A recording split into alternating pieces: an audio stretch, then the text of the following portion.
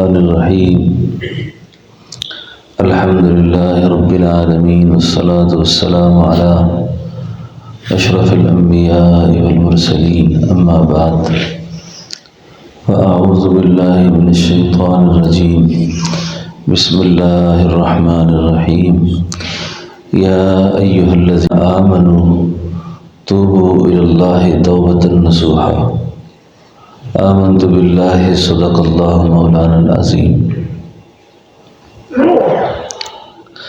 ان اللہ وملائکتہ یصلون علی النبی یا ایہا الذین آمنوا صلوا علیہ وسلموا تسلیما۔ درود شریف پڑھ لیں۔ اللہم صل علی روح محمد فی الارواح، اللہم صل علی جسد محمد فی الاجساد، اللہم صل علی قبر محمد فی القبور۔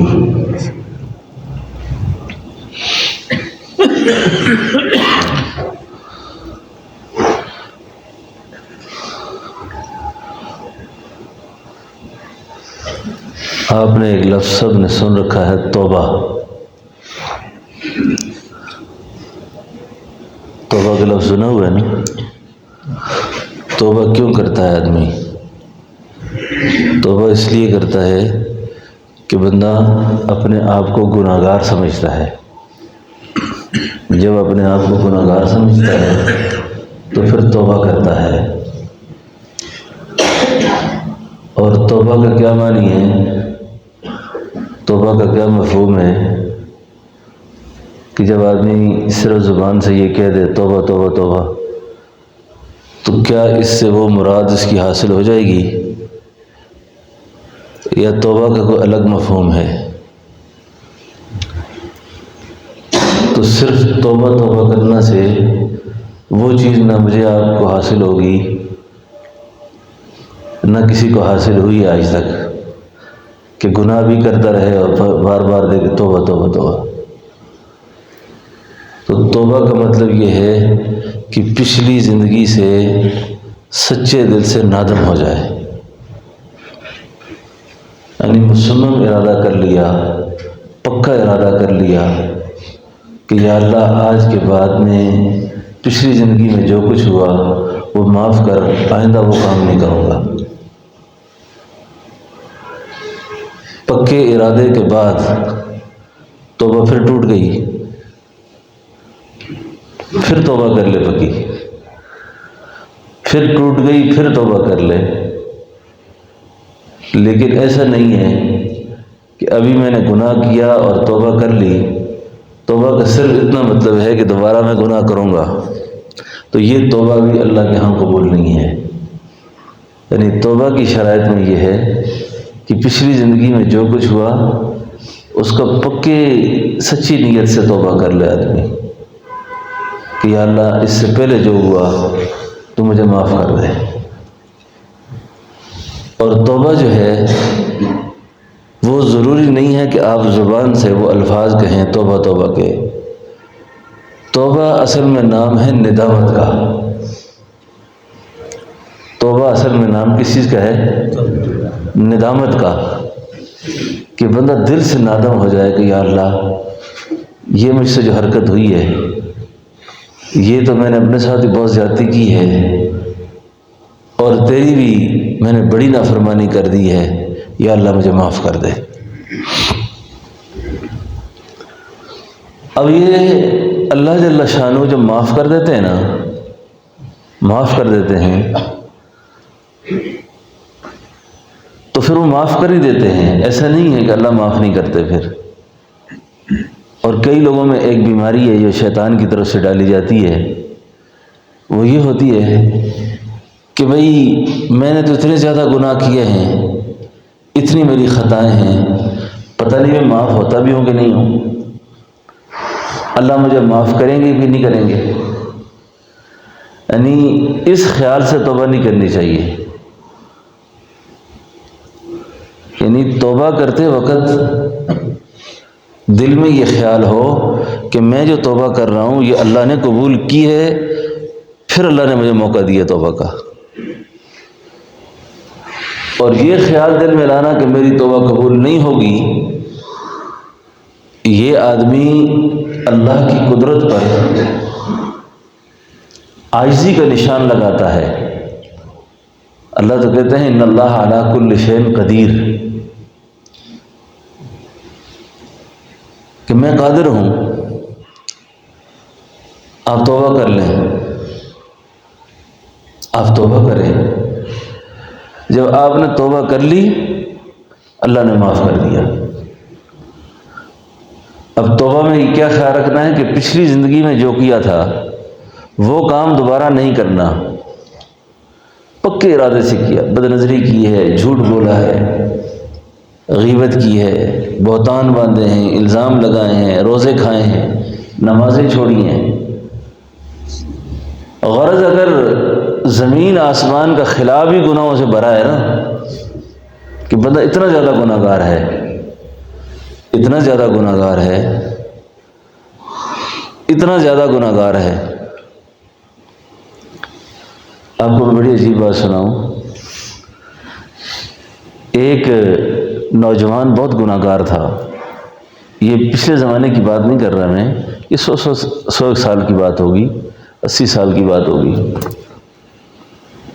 تو کئی دفعہ ایسے ہوتا ہے کہ گاؤں کے اندر چودھری صاحب، ملک صاحب، گاؤں کے جو وڈیرے خود جتنے بھی گناہ گار کیوں نہ ہوں، اگر اللہ نے کسی کی گناہ کی پردہ پوشی کر رکھی ہے نا، اس کو اس مہلت سے ناجائز فائدہ نہیں اٹھانا چاہیے۔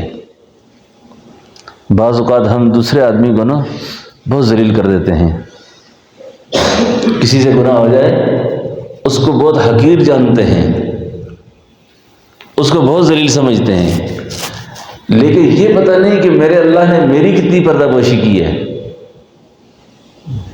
میرے اللہ نے میری کتنی پردہ پوشی کر رکھی ہے۔ اس لیے کسی سے بھی اگر گناہ سرزد ہو جائے اس کے گناہ کا ڈنڈورا نہیں پیٹنا چاہیے، اور تم نے دیکھا نہیں وہ فلاں نے ایسا کر لیا، اور تم نے دیکھا نہیں فلاں نے ایسا کیا ہے۔ اس کو کہتے ہیں استہزاء گناہ۔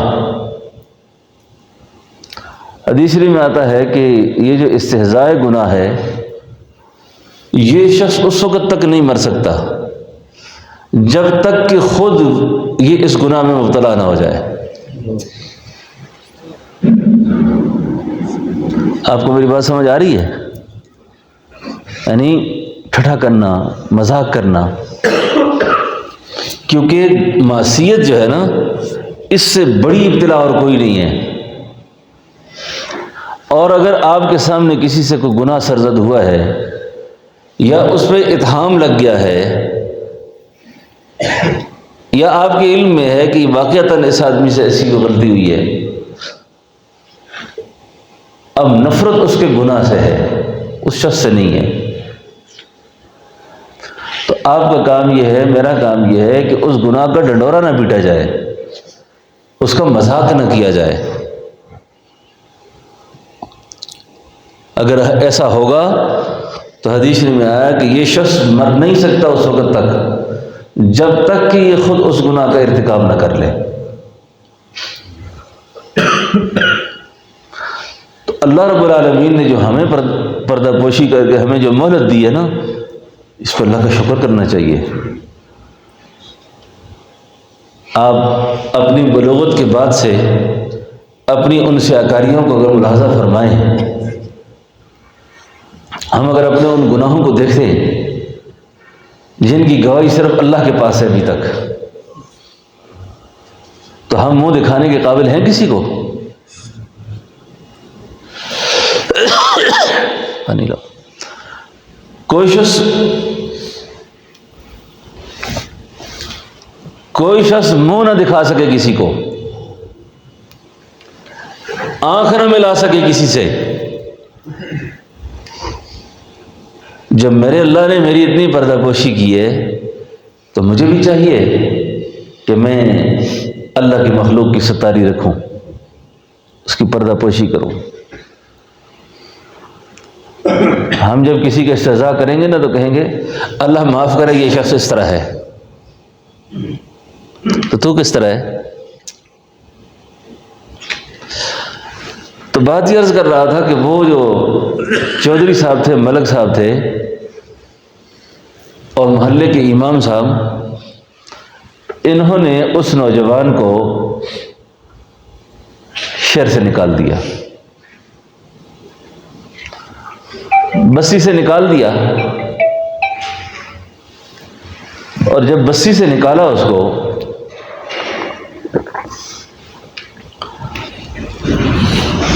ہر ایک کو کہہ دیا کہ بھئی یہ لڑکا ٹھیک نہیں ہے، اس کے اندر یہ گناہ ہے، اور واقعتاً تھے اس میں، کسی پہ منہ نہ مارنا۔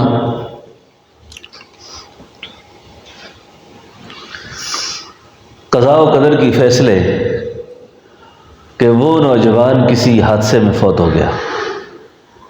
جب اس کی میت اٹھا کے لائی نا بستی میں، تو امام صاحب نے چودھری سے کہا کہ کیا کریں؟ چودھری نے کہا کہ بس شہر کے باہر کو گڑھا کھودو، اس میں ڈال دو، کوئی جنازہ نہیں پڑھنا۔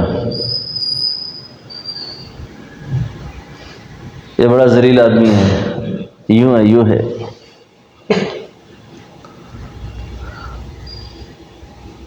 اب میت کے جو وراثات ہے ان کو بھی پتہ تھا اسی سیاکاریوں کا کہ لڑکا تو ٹھیک نہیں تھا یہ۔ چلو اس کو جب دفن کر دیا، تو دفن کرنے کے بعد رات خواب میں امام الانبیاء علیہ السلام کی زیارت ہوئی امام صاحب کو۔ امام صاحب نے کہا کہ مجھے امام الانبیاء علیہ السلام نے زیارت ہوئی جب، تو آپ نے فرمایا کہ تجھے پتہ نہیں کہ اللہ نے مجھے رحمت بنا کر بھیجا ہے؟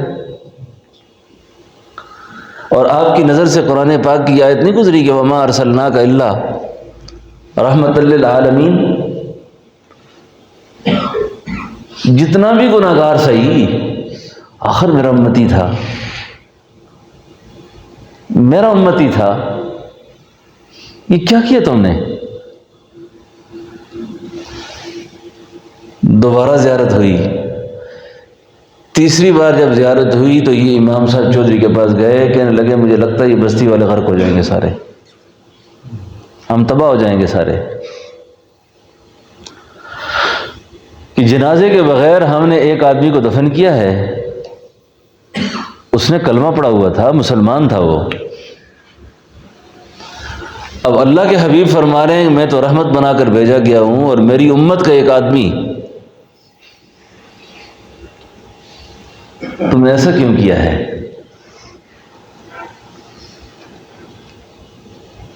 چودھری بھی گھبرا گیا، گئے قبر کھولی، قبر کشائی ہوئی، اس کو نکالا، دوبارہ اس کو غسل دیا، جنازہ پڑھا اس کا، اور باقاعدہ صحیح طریقے سے اس کو دفن کیا۔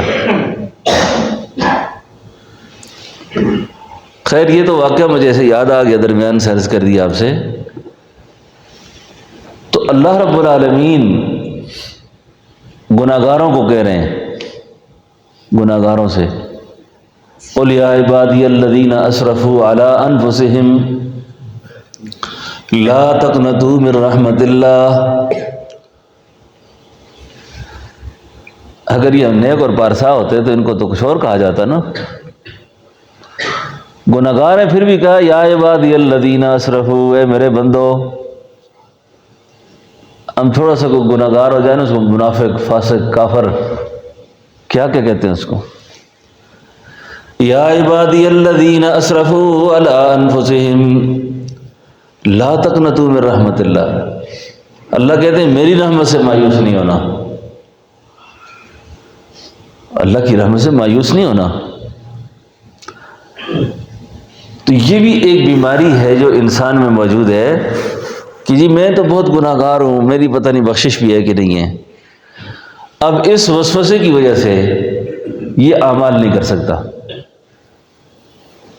اس وسوسے کی وجہ سے یہ کوئی خیر کا کام نہیں کرتا، نیکیوں کی طرف نہیں بڑھتا۔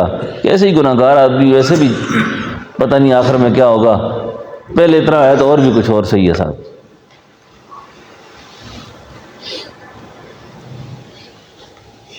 100 قتل کرنے والا معاف ہو سکتا ہے، تو جب تک سانس باقی ہے تو بندے کے پاس توبہ کا چانس باقی ہے، چانس باقی ہے، معافی مانگ لو اللہ سے۔ معافی مانگ لو۔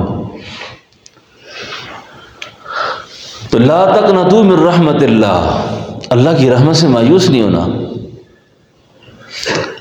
اب مایوس ہو گئے، اس کا مطلب یہ کہ اللہ کے بارے میں اس کا تصور بہت مختصر سا ہے، اس نے اللہ کو کیا سمجھا پتہ نہیں۔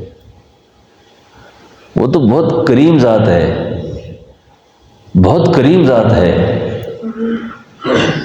بہت مہربان ذات ہے۔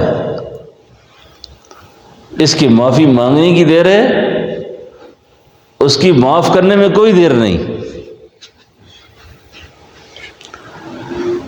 اس لیے جو دائی لوگ ہوتے ہیں نا، اس کو امت کے زخموں پہ مرہم رکھنا چاہیے،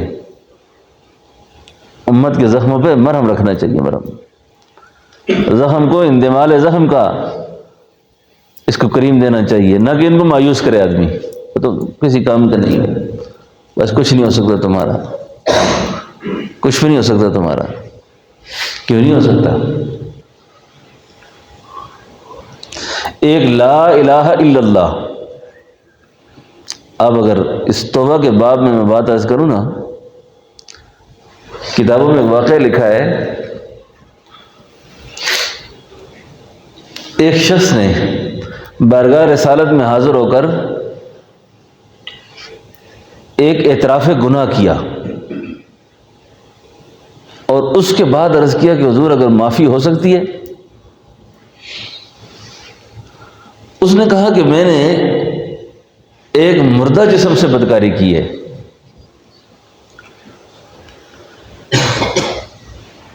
یعنی میں نے کسی جگہ شادی کرنا چاہی تھی، اس خاتون سے میری شادی نہ ہو سکی، عورت مر گئی، میں نے قبر سے اس کے میت کو نکال کے اس سے بدکاری کی، حضور میں آج بہت پریشان ہوں، میں بہت پریشان ہوں، معافی ہو سکتی ہے؟ کتنا بڑا گناہ ہے، کتنی بڑی سیاکاری کا اعتراف ہے۔ آپ نے فرمایا کہ میں ایک ایسی دولت لے کر آیا ہوں، اگر تو صدق دل سے پڑھ لے، اس گناہ پر اللہ معافی کی چادر پھیر دیں گے۔ وہ کیا پڑھنا تھا؟ فرمایا لا الہ الا اللہ محمد رسول اللہ۔ آپ ہی پڑھ لیں سارے، لا الہ الا اللہ محمد رسول اللہ، بس یہ دولت لے کر آیا ہوں، آپ اس کو پڑھو، اللہ آپ کے گناہوں پہ معافی کی چادر پھیر دیں گے۔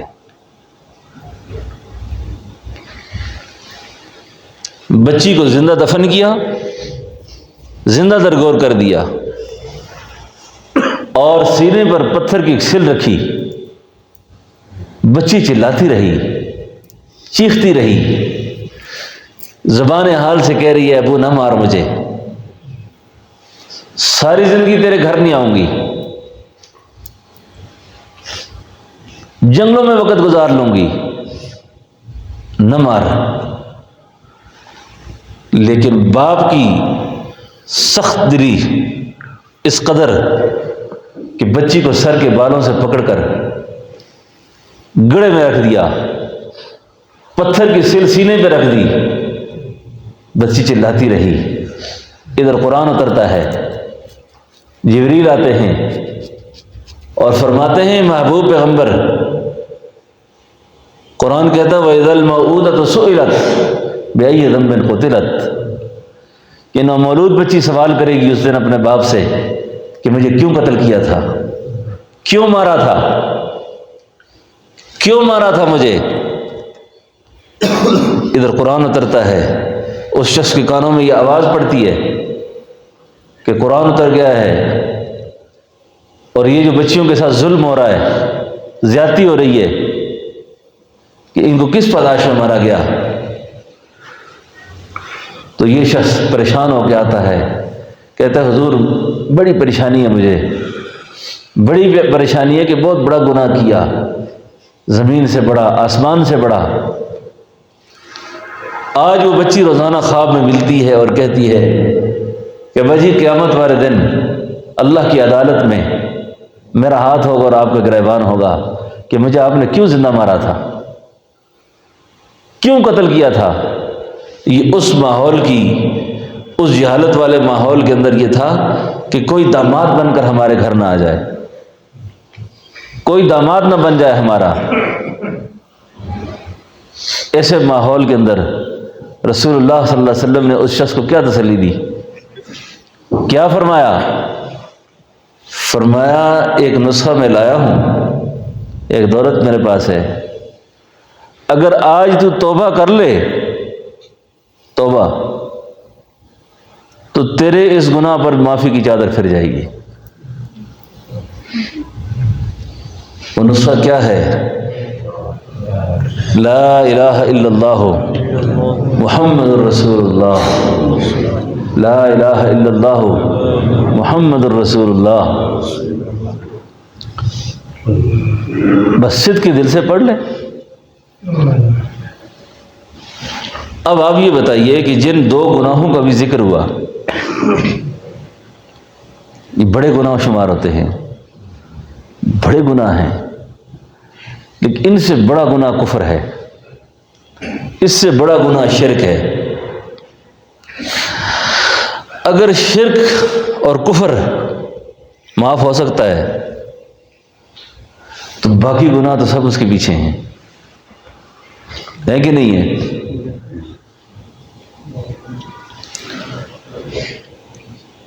اب یہ ہے اللہ تعالیٰ سے معافی مانگ لے آدمی، اور معافی مانگتے وقت یہ خیال رہے کہ میں اللہ پچھلے گناہوں سے مکمل نادم ہوتا ہوں، اب مجھے نئی زندگی چاہیے، توبہ کے بعد والی زندگی چاہیے، مجھے توبہ کے بعد والی زندگی چاہیے۔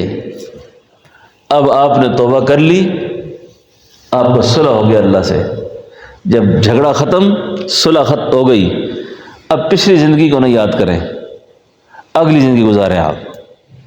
کیوں؟ کہ آپ نے توبۃ النصوحہ کی ہے، پکی توبہ کی ہے۔ اور حدیث شریف میں آتا ہے کہ جو آدمی توبہ کر لیتا ہے، التائب من الذنب کمن لا ذنب لہ، وہ شخص اس طرح ہے جس طرح اس نے گناہ کیا ہی نہیں ہے۔ یعنی کسی مسلمان سے آپ بدگمانی نہ رکھیں، آپ بدگمان نہ ہوں کسی سے۔ یعنی کئی دفعہ ہم کسی کی گناہگاری کی وجہ سے اس سے بدگمان ہو جاتے ہیں، لیکن ہم نے اس کی توبہ نہیں دیکھی۔ اس شخص نے تو توبہ کر لی ہے اور یہ تائب ہو چکا ہے، اور تائب ہونے کے بعد اس کا مقام وہی ہے کہ جس مقام پر ہماری نگاہ نہیں پڑی کہ یہ تو اللہ کا محبوب ہو گیا ہے۔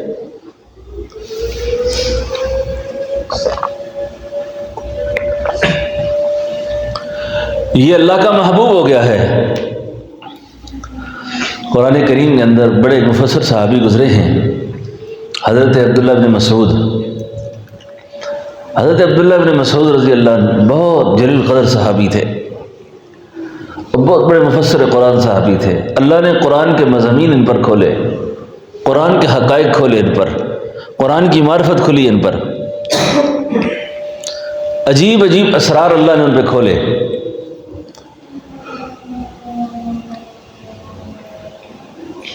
آج کے اس دور میں بھی نا ایک بیماری کا ذکر بھی کروں، کئی سارے نوجوان آج کل یہ فتنوں کا شکار ہوتے جاتے ہیں۔ یہ جو فتنوں کا شکار آدمی ہو جاتا ہے نا آج کل، ان کی بھی تھوڑی اصلاح ہو جائے گی۔ کئی لوگ قرآن پاک کو براہ راست قرآن سے سمجھنے کی کوشش کرتے ہیں۔ بھئی ہمارے لیے اللہ کی کتاب کافی ہے۔ کس نے کہا اللہ کی کتاب کافی نہیں ہے؟ قرآن سے بڑھ کر اور کیا ہو سکتا ہے؟ گھر میں قرآن رکھ کر نہ کوئی قرآن سمجھا ہے، نہ بخاری شریف رکھ کر کوئی بخاری سمجھا ہے۔ یہ 10 12 سال لگا کر جو لوگ پڑھتے ہیں یہ پاگل تھوڑی ہیں۔ وہ تو 4 جماعتیں آدمی اسکول پڑھ لے، اردو تو ایسی بھی آ جاتی ہے۔ تو اردو سے اگر ہم سمجھنا چاہتے قرآن کو اور حدیث کو، تو آج تک جنہوں نے اردو کے رسالے پڑھ کر قرآن حدیث کو سمجھنے کی کوشش کی وہ گمراہ ہوئے ہیں، وہ گمراہ ہو گئے۔ ہماری بدقسمتی ہے کہ انجینئر ہوتا ہے وہ انجینئر ہوتا ہے، ڈاکٹر ہوتا ہے وہ ڈاکٹر ہوتا ہے، سائنسدان ہوتا ہے وہ سائنسدان ہوتا ہے۔ اب جو آدمی جس شعبے کو سمجھتا ہے اس کو وہی شعبہ ہے۔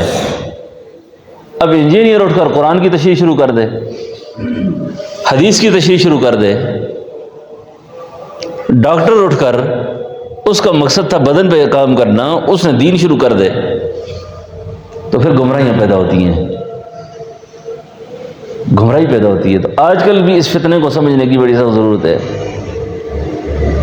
اور بددینی کا جو عذاب ہے نا، بددین ہونے کا، کہ آدمی کے دل میں بزرگوں کا، اللہ والوں کا، علماء کا، نیک لوگوں کا مقام عظمت مجروح ہو جائے،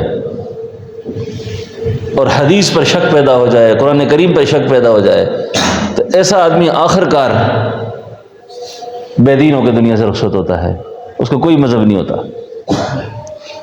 تو عبداللہ ابن مسعود رضی اللہ عنہ بہت بڑے مفسر قرآن صحابی تھے، مفسر قرآن صحابی، قرآن کی تفسیر کرنے والے۔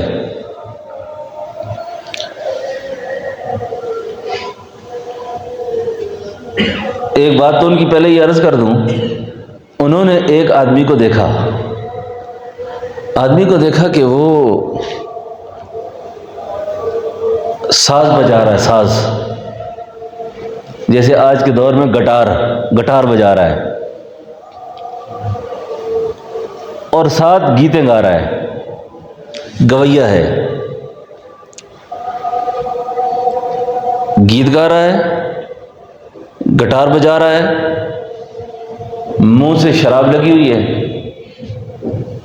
حضرت عبداللہ ابن مسعود رضی اللہ عنہ نے جب دیکھا نا اس کو، دیکھ کے کہا کتنی خوبصورت آواز ہے اس آدمی کی، اگر اس آواز سے یہ اللہ کا قرآن پڑھتا تو کتنا اچھا لگتا۔ اب یہ شخص پوچھتا ہے کہ یہ آدمی کون ہے جس نے میرے بارے میں یہ بات کی ہے؟ کسی نے کہا یہ رسول اللہ صلی اللہ علیہ وسلم کے صحابی ہیں، صحابی ہیں۔ کیا کہہ رہا ہے؟ کہا یہ کہہ رہا ہے اتنی اچھی آواز ہے، یہ قرآن پڑھے تو کتنا اچھا لگے۔ بس یہ بات اس کے دل پہ لگ گئی، اس نے ساز توڑا، توبہ کر دی۔ عبداللہ ابن مسعود رضی اللہ عنہ لپٹ گئے، جا کے اس کے ساتھ لپٹ گئے۔ ایک آدمی نے آواز دے کے کہا عبداللہ کیسے آدمی سے مل رہے ہو؟ گویا ہے، اس کے منہ سے شراب کی بو آ رہی ہے۔ تو عبداللہ ابن مسعود رضی اللہ عنہ نے فرمایا تم نے قرآن کریم کی آیت نہیں پڑھی جس میں اللہ فرماتے ہیں الا من تاب وآمن وعمل صالحا؟ تم نے قرآن کریم کی آیت نہیں پڑھی جس میں اللہ فرماتے ہیں یا ایھا الذین آمنوا توبوا الی اللہ توبۃ نصوحا؟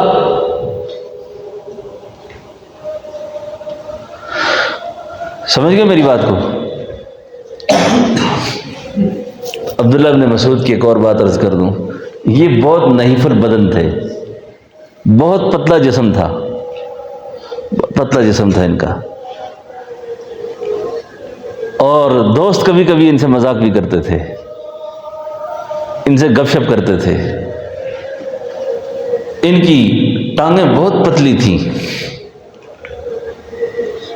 فرمایا ایک دن یہ درخت پہ چڑھے تو ایک صحابی نے نیچے سے آواز دی، پوچھا عبداللہ کیا کر رہے ہو؟ کہا یار مسواک اتار رہا ہوں، مسواک۔ تو دوست نے گپ لگاتے ہوئے فرمایا نیچے سے، اوپر سے مسواک اتارنے کی کیا ضرورت ہے؟ آپ کے ساتھ جو مسواک لگی ہوئی ہے، یعنی پنڈلیوں کی طرف اشارہ کیا کہ آپ کی جو پنڈلی مسواک ہے اوپر سے اتارنے کی کیا ضرورت ہے؟ اس بات کا صدمہ محسوس کر کے بارگاہ نبوت میں حاضر ہوئے کہ یا نبی اللہ میرے ساتھ دوستوں نے مذاق کیا ہے۔ تو آپ نے کیا ارشاد فرمایا قیامت والے دن جس وقت تم سب کے اعمال کا وزن ہوگا نا، اعمال کا وزن ہوگا، اس لیے وہاں اعمال گنے نہیں جائیں گے، اعمال گنے نہیں جائیں گے، اعمال تولے جائیں گے۔ اب اعمال کا کیسے وزن ہوگا؟ ہاں جی بھئی نظر جو نہیں آتے، ہوا کسی کو نظر آتی ہے؟ اس سلنڈر کے اندر جو ہوا بھری ہوتی ہے کسی کو نظر آئی ہے آج تک؟ یہ جو ہوا چلتی ہے کسی کو نظر آئی ہے؟ لیکن اس کا وزن ہوتا ہے۔ یہ تو آج کا سائنسدانوں نے کتنی آسانیاں کر دی ہیں، خیر یہ الگ بات ہے اپنی جگہ پر۔ تو اعمال کا جب وزن ہوگا تو عبداللہ بن مسعود کے اعمال تم سب پر بھاری ہوں گے۔ ایک بات اور عرض کروں قرآن فہمی کے حوالے سے، یہ کئی لوگ بدبخت ہیں نا، کہتے ہیں اور جی حدیث کی کیا ضرورت ہے،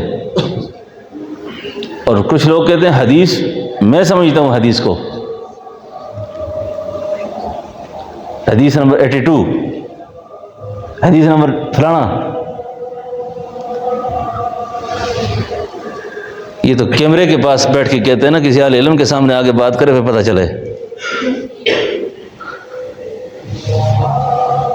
جاہلوں کے ساتھ تو سارے قاضی ہوتے ہیں، جب اہل علم کے سامنے بیٹھتا ہے آدمی نا پھر پورا پتہ چل جاتا ہے آدمی کو کہ کیا کہانی ہے۔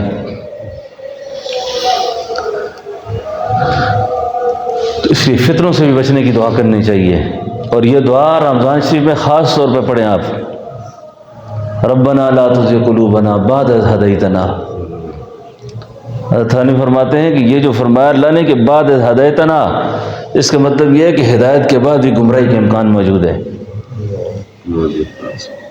ربنا لا تزغ قلوبنا بعد اذ ہدیتنا وہب لنا من لدنک رحمہ انک انت الوہاب۔ عبداللہ ابن مسعود کی بات ہو رہی ہے، قرآن فہمی۔ ایک عورت آئی کسی کے ہاں گھر میں، اگر یہ مسئلہ موجود ہے نا تو یہ مسئلہ سننے کے بعد یہ نہیں کہ ابھی گھر فون کھڑکا دیں اور لڑائی کھڑی کر دیں، دین بھی آرام آرام سے سمجھانے والی بات ہوتی ہے۔ عورتوں کے اندر ایک بیماری ہے،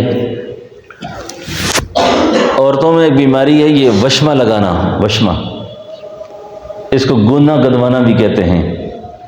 کئی عورتیں جو ہے نا یہ اپنے یہ کیا کہتے ہیں اس کو، بویں بناتی ہیں اور ان سارے بالوں کو نکال لیتی ہیں اور اس میں نیل بھروا دیتی ہیں، نیل بھروا دیتی ہیں۔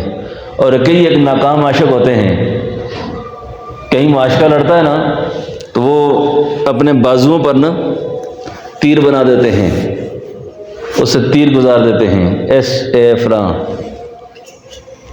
کئی دیکھے ہوں گے نا آپ نے، ایسے یہ ناکام آدمی ہوتا ہے نا، یہ زندگی بھر پھر اس کو دیکھتا رہتا ہے، میں نے تیری وجہ سے موت کی قسمیں کھائی تھیں۔ یہ گونا گدوانا، یہ گونا گدوانا۔ ایک عورت آئی، اس عورت نے آ کر حضرت عبداللہ بن مسعود رضی اللہ عنہ سے کہا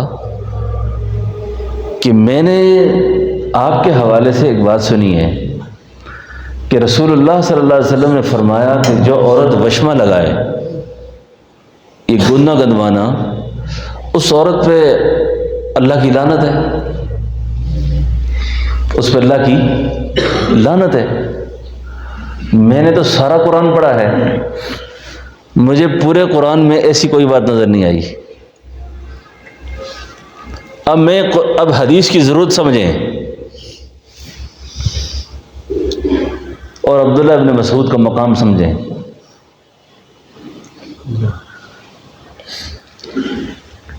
کہا میں نے سارا قرآن پڑھا، عبداللہ مجھے کہیں بھی ایسی بات نظر نہیں آئی، اور تم نے یہ حدیث روایت کی ہے کہ رسول اللہ صلی اللہ علیہ وسلم نے فرمایا کہ جو وشمہ لگائے، گوننے گدوانے کا عمل کرے، اللہ کی لعنت ہو اس پر۔ یہ بات تو مجھے کہیں نہیں ملی۔ عبداللہ ابن مسعود نے فرمایا اچھا کیا آپ نے قرآن کریم کی آیت نہیں پڑھی کہ وما آتاکم الرسول فخذوہ وما نہاکم عنہ فانتہوا، کہ جو اللہ کے رسول عطا کریں اسے لے لو اور جس سے اللہ کے نبی منع کریں اس سے رک جاؤ۔ کہا یہ تو پڑھا ہے۔ تو پھر اور آپ کیا سمجھنا چاہتی ہیں کہ اللہ کے نبی نے یہ بات عطا فرمائی ہے؟ کیونکہ اللہ کے نبی بھی اپنی مرضی سے نہیں بولتے، اللہ کے حبیب صلی اللہ علیہ وسلم بھی جب کلام فرماتے ہیں تو وہ اللہ کی منشا پہ بہت بولتے ہیں، اللہ کی چاہت پہ بولتے ہیں، اللہ کی چاہت پہ بولتے ہیں۔ تو بہرحال یہ چند باتیں میں نے آپ کی خدمت میں عرض کر دی توبہ کے عنوان سے، کہ توبہ بندے کو ہر وقت کرنی چاہیے، اللہ جل شانہ سے معافی مانگنی چاہیے، اور اللہ رب العالمین سے اپنے گناہوں کی، خاص طور پر اس مہینے کے اندر جو رسول اللہ صلی اللہ علیہ وسلم نے فرمایا، جبریل امین کی بد دعا پہ آمین کہہ کر کہ ہلاک ہو جائے وہ آدمی، برباد ہو جائے وہ آدمی جس کے سامنے میرا نام نامی اس میں گرامی آئے، وہ مجھ پہ درود نہ پڑھے، رمضان کا مہینہ پائے، اپنے گناہوں کی معافی نہ مانگ سکے، بوڑھے والدین کو پائے، ان کو راضی نہ رکھ سکے۔ تو ان میں ایک بات یہ ہے کہ ہم اپنے گناہوں کی معافی اللہ سے مانگ لیں، اپنے گناہوں کی معافی مانگ لیں، جن سے والدین ناراض ہیں والدین کو راضی کرنے کی کوشش کریں، اور نبی کریم صلی اللہ علیہ وسلم کی ذات عالی پر درود پاک کی کثرت کریں۔ تو اس وقت جو عمل ہم سے تقاضا کرتا ہے کہ ہم اس ماحول کے اندر صدق کے دل سے توبہ کر لیں، توبہ کر لیں۔ جب ہم توبہ کر لیں گے اللہ ہمیں معاف کر دیں گے، ٹھیک ہے نا؟ اور اس کے بعد ہم نے صحیح زندگی گزارنے کی کوشش کرنی ہے، ٹھیک ہے نا انشاءاللہ؟ جی، بہت سے ساتھی تو ہمارے حلقے سے وابستہ ہیں جو ہمارے ذکر میں اٹھتے بیٹھتے ہیں، اور جن ساتھیوں کو ذکر کی اجازت نہیں ہے کہ وہ پہلے توبہ میں نہیں آئے، تو میں اجتماعی توبہ کے الفاظ پڑھ لیتا ہوں، تو میرے ساتھ توبہ پڑھ لیں سارے، ہم سب توبہ پڑھ لیتے ہیں۔ کیوں خیال ہے مولانا؟ توبہ کرنی چاہیے نا؟ ہاں، کیونکہ کلمہ ہم نے پڑھا تھا وہ بھی لاشعور میں، آمنت باللہ پڑھی وہ بھی لاشعور میں، اب ان کلمات کو شعور میں آ کے پڑھ لیں، شعور میں آ کے پڑھ لیتے ہیں نا، تاکہ اللہ پاک ہمارے گناہوں کو معاف کر دے، ٹھیک ہے نا؟ میں بھی محتاج اسلام ہوں، محتاج توبہ ہوں، اور آپ سب ہم سب محتاج توبہ ہیں، ٹھیک ہے نا؟ تو توبہ کے کلمات پڑھ لیتے ہیں، میرے ساتھ آپ سارے مل کر پڑھ لیں، اس کے بعد انشاءاللہ تھوڑا ذکر کرتے ہیں، پھر دعا کرتے ہیں انشاءاللہ۔ اعوذ باللہ من الشیطان الرجیم، بسم اللہ الرحمن الرحیم، لا الہ الا اللہ محمد رسول اللہ، اشہد ان لا الہ الا اللہ واشہد ان محمدا عبدہ ورسولہ، آمنت باللہ وملائکتہ وکتبہ ورسلہ والیوم الآخر والقدر خیرہ وشرہ من اللہ تعالی والبعث بعد الموت، استغفر اللہ الذی لا الہ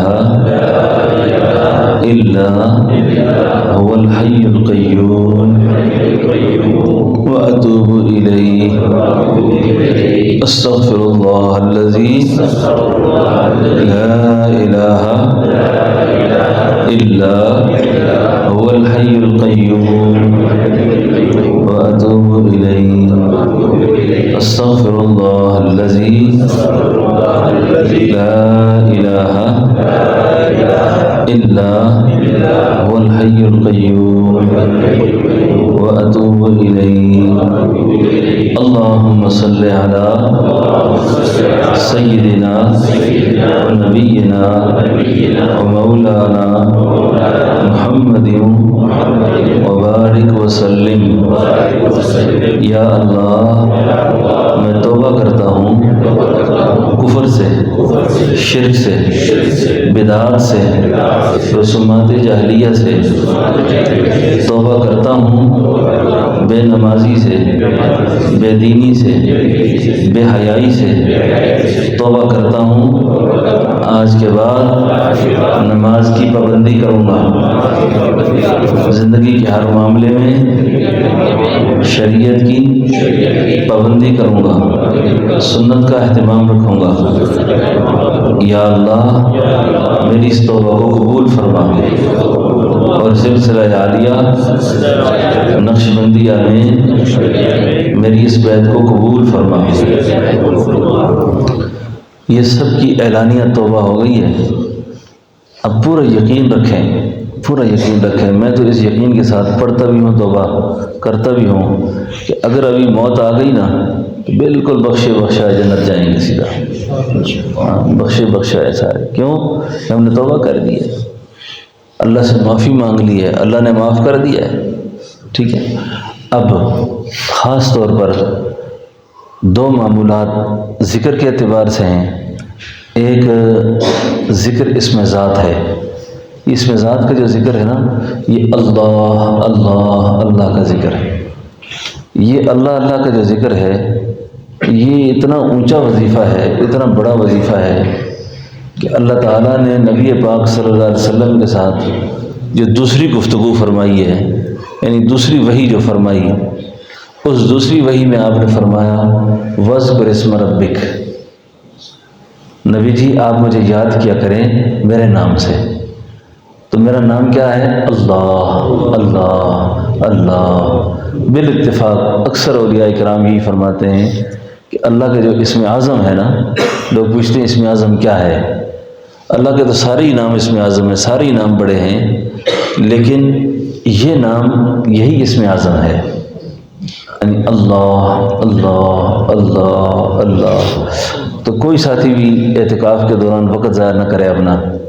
میں نوجوانوں سے خاص طور پہ کہتا ہوں کہ کوئی ساتھی ماحول کو خراب نہ کریں۔ یہاں ابھی چند دن ہیں، موبائل سے بھی اپنے آپ کو دور رکھیں، اور تراویح کے وقت نمازوں کے اوقات میں، اجتماعی اوقات میں الگ سونے کا، الگ مجلس لگانے کا سختی سے منع ہے یہ، اور اس پہ پابندی کرنے کی کوشش کریں۔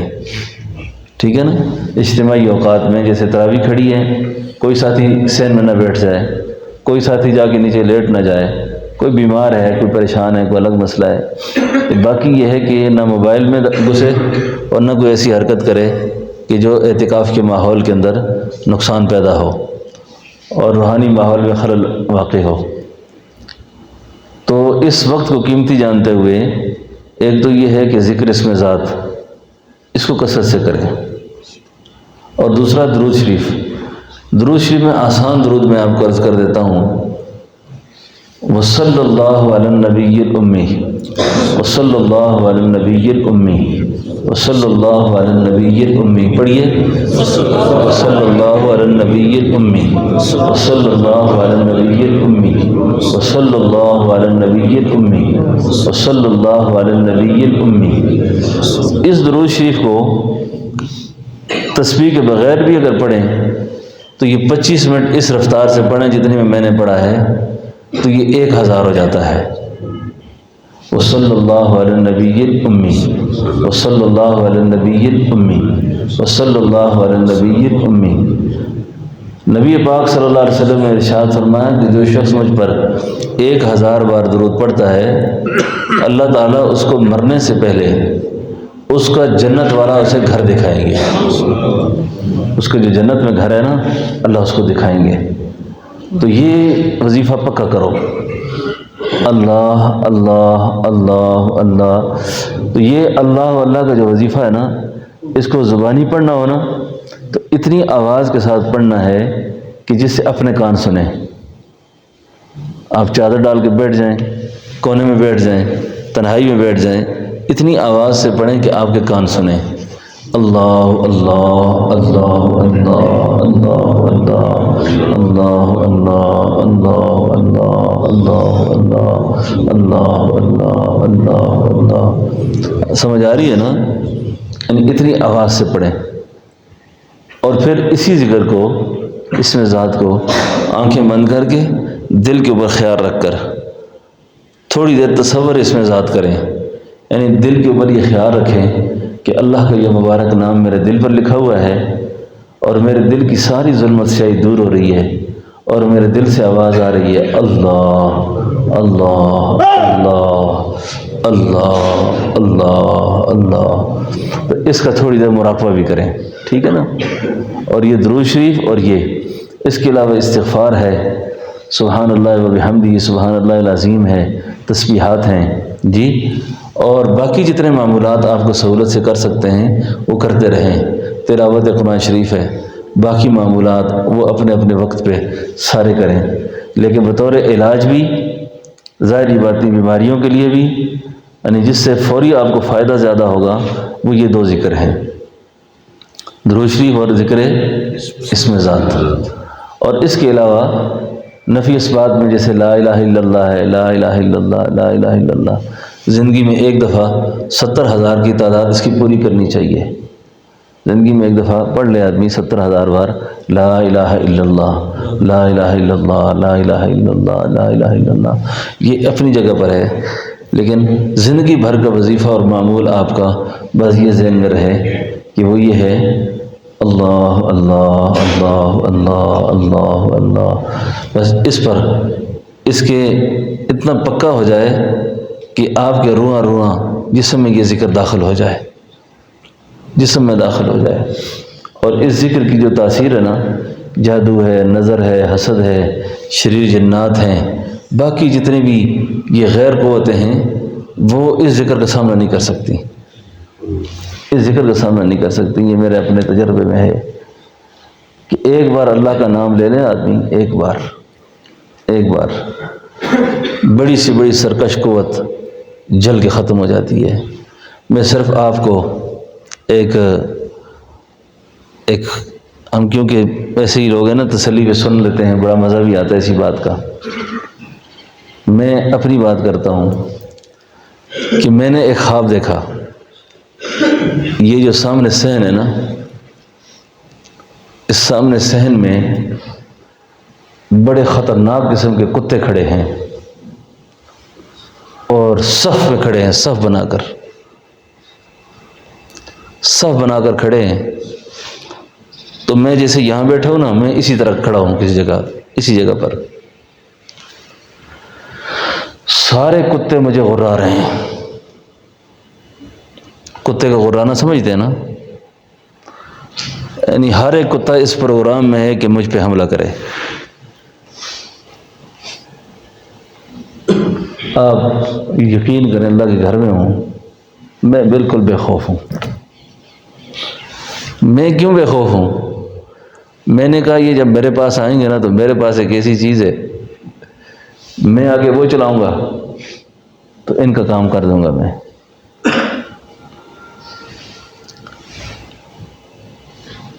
کیا کہتے ہیں، آستمگر ہنر آزما، آستمگر ہنر آزما، تو تیر آزما ہم جگر آزمائیں۔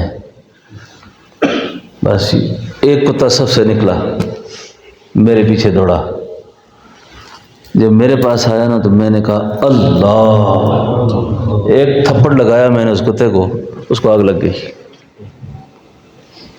اس کو آگ لگی۔ پھر دوسرا آیا،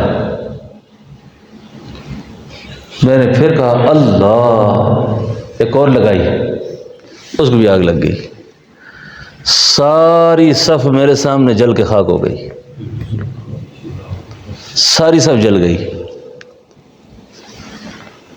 اب میں نے ان سے کہا کہ ان کو اندازہ نہیں تھا، بڑی غلط جگہ پہ ہاتھ ڈالا اس نے۔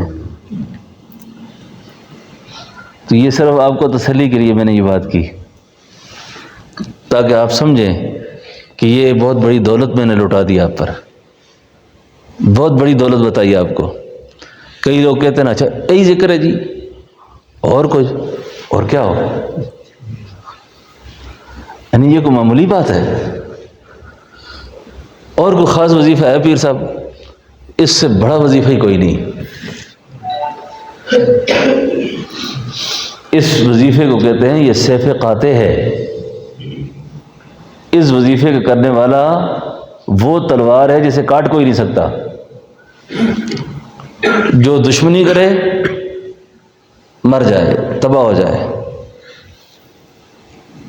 جماعت کے بہت بڑے بزرگ گزرے ہیں، حضرت مولانا سعید احمد خان صاحب رحمۃ اللہ علیہ، ان کے مکتوبات میں لکھا ہے کہ اس میں ذات کے کرنے والے سے کبھی مسابقہ نہ کرنا، کبھی ان سے چھیڑ چھاڑ کرنے کی کوشش نہ کرنا، اور جس نے چھیڑی ہے پھر وہ جگہ پہ کبھی نہیں آیا. کبھی کسی کو بد دعا نہیں دینی چاہیے اس اعتبار سے، لیکن اہل ذکر کے ساتھ چھیڑ چھاڑ کی کوشش بھی نہیں کرنی چاہیے. ڈرنا چاہیے، کیونکہ اللہ کے عتاب میں آ جاتا ہے آدمی، اور پھر جو اللہ کے بندے ہوتے ہیں ان کا عتاب بھی سخت ہوتا ہے. اچھا، اللہ کا عتاب تو اپنی جگہ پر ہے، لیکن اللہ کے بندوں کا عتاب بھی بڑا خطرناک ہوتا ہے، بڑا سخت ہوتا ہے. تو اس دو وظیفے کو کرو. درود شریف کے پڑھنے سے بارگاہ نبوت کی رسائی حاصل ہو جائے گی.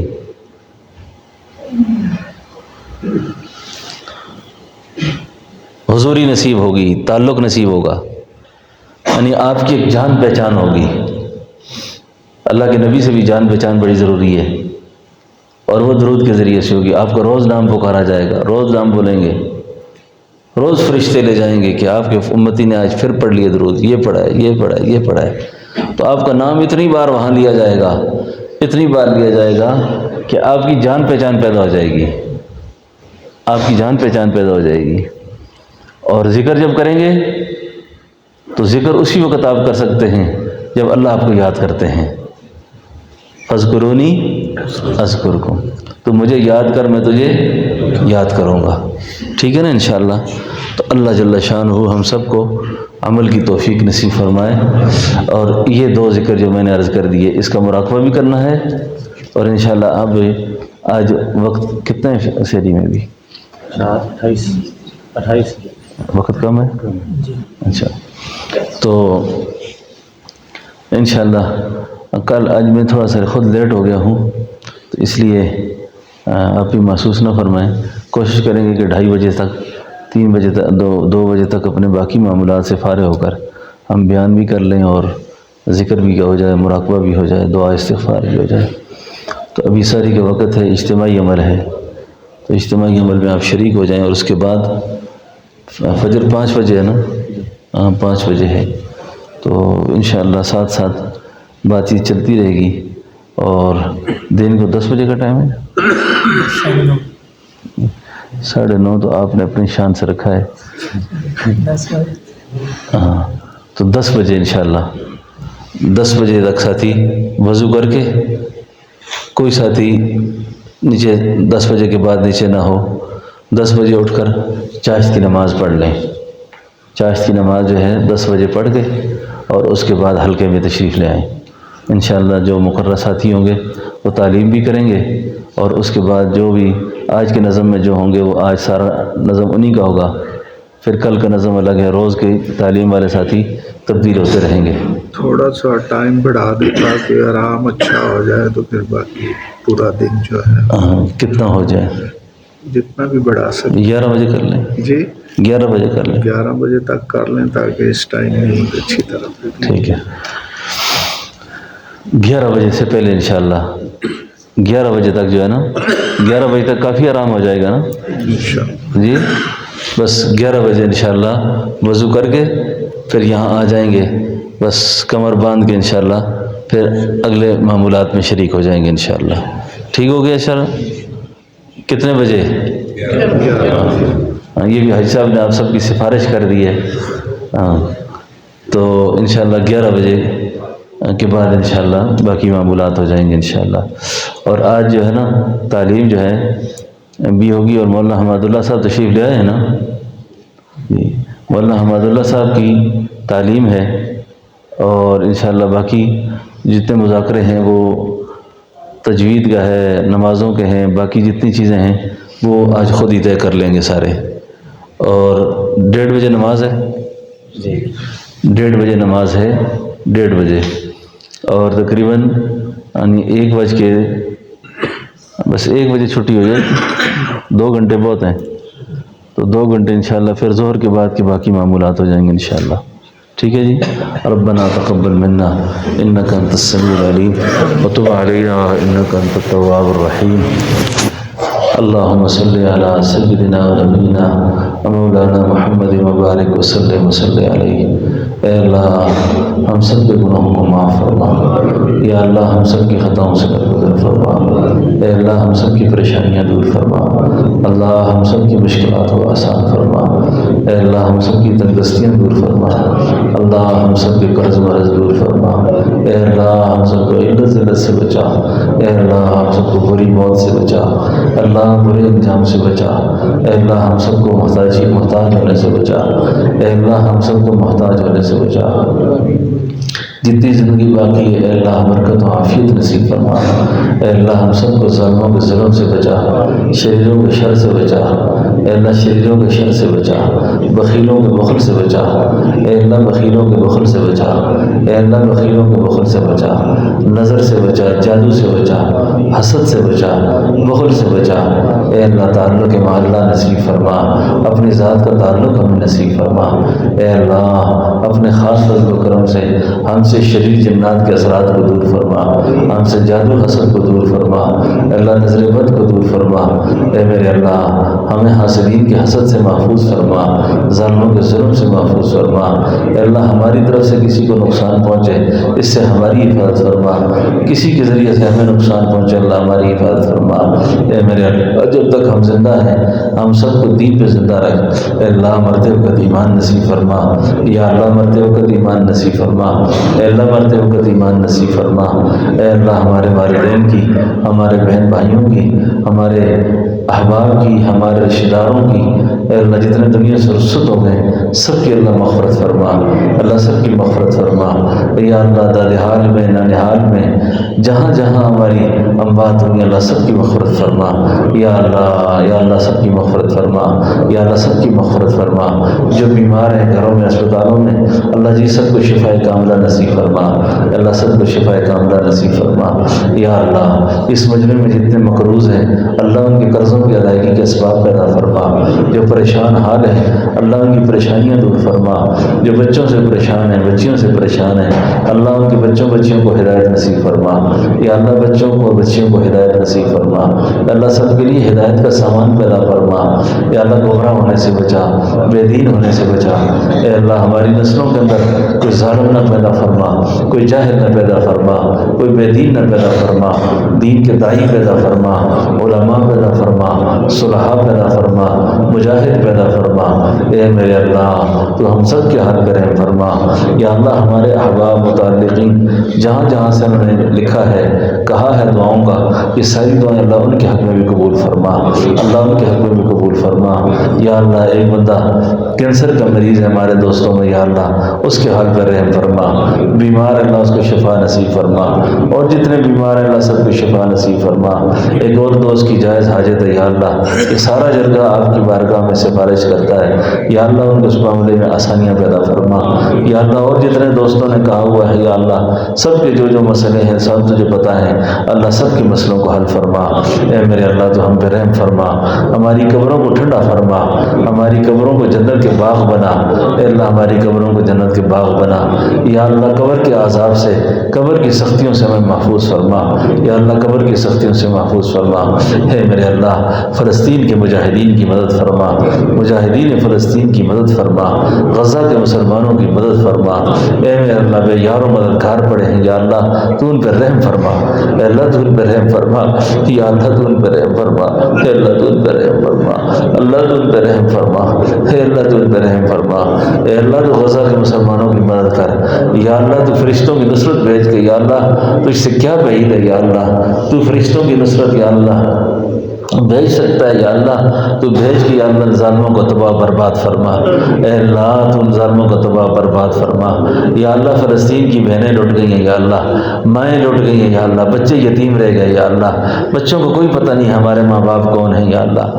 یا اللہ وہ اسپتالوں میں پڑے ہیں یا اللہ تو ان پر رحم کر دے یا اللہ. اللہ تو ان پر رحم کر دے یا اللہ. یا اللہ تو ان پر رحم کر دے یا اللہ. اللہ تو فلسطین والوں کے ساتھ مدد کا معاملہ کر دے یا اللہ. کفار کی ساری تدبیروں کو اللہ ناکام کر دے دے یا اللہ، اللہ کفار کی ساری تدبیروں کو ناکام کر دے یا اللہ، یا اللہ جو بے گناہ ظالموں کی جیل قید میں چلے گئے ہیں یا اللہ، دشمن نے اٹھایا ہوا ہے یا اللہ، ان کی رحیوں کے اسباب پیدا کر دے، ہمارے احباب اہل تعلق میں سے یا اللہ جو کہیں پریشان ہے یا اللہ، ان کی رحیوں کے اسباب پیدا کر دے یا اللہ، غیب سے مدد کر دے اللہ، نصرت کر دے یا اللہ، ان کو رہائی نصیب کر دے یا اللہ، یا اللہ کفار کی ساری تدبیروں کو ناکام کر دے، ملک پاکستان کو یا اللہ ہر طرح کی خطرات سے، دہشت گردی سے اللہ پاک کر دے یا اللہ، اس ملک کی اللہ حفاظت کر دے، مہنگائی کے جو سیلاب آیا ہوا یا اللہ، اس مہنگائی کے سیلاب میں کو دور کر دے یا اللہ، یا اللہ مسلمانوں کی مدد کر دے یا اللہ، پاکستان کی فوج کو، پاکستان کے مقتدر اداروں کو یا اللہ غیرت و جرت نصیب کر دے یا اللہ، یا اللہ حمیت دین نصیب کر دے یا اللہ، ان کے اندر سے بزدلی اور بغیرتی کو دور کر دے یا اللہ، بے حیائی کو دور کر دے یا اللہ، یا اللہ ان کو کفار کی آنکھوں میں آنکھیں ڈال کر بات کرنے کا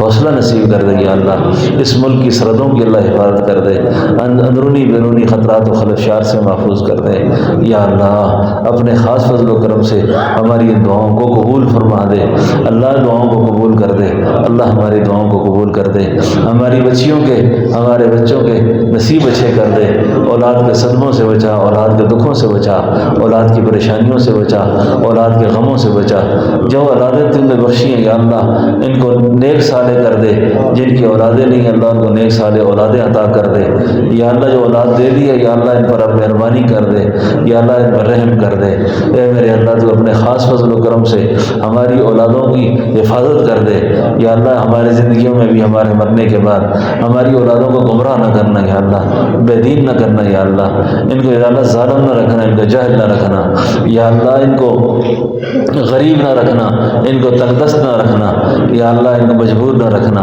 یا اللہ، ہمیں بھی ہماری اولادوں پر رزق حلال، رزق کفاف اللہ وافر نصیب کر دینا یا اللہ، غریبی سے، تنگ دستی سے ہم پناہ مانگتے ہیں یا اللہ، ہمیں پناہ نصیب فرما دینا یا اللہ، ہمارے بچوں کو پناہ نصیب فرما دینا یا اللہ، اپنے خاص فضل و کرم سے اس سارے مجمع کو اپنا مقرب ولی کر دے یا اللہ، اللہ اپنا مقرب ولی کر دے یا اللہ، اپنا مقرب ولی بنا دے یا اللہ، وصلی اللہ تعالی علی خیر خلقی محمد وعلی آلہ وصحبہ اجمعین برحمتک یا ارحم الراحمین۔